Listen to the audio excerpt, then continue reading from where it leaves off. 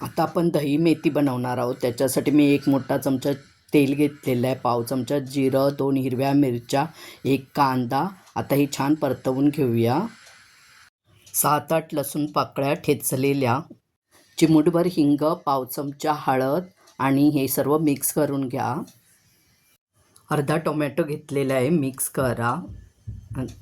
1 जुडी मेथी घेतलेली आहे, चिरून घेतलेली नाही आहे, फक्त निवडून घेतलेली आहे आणि स्वच्छ धुवून घेतलेली आहे आणि छानपैकी आता परतवून घ्यायची आहे ती.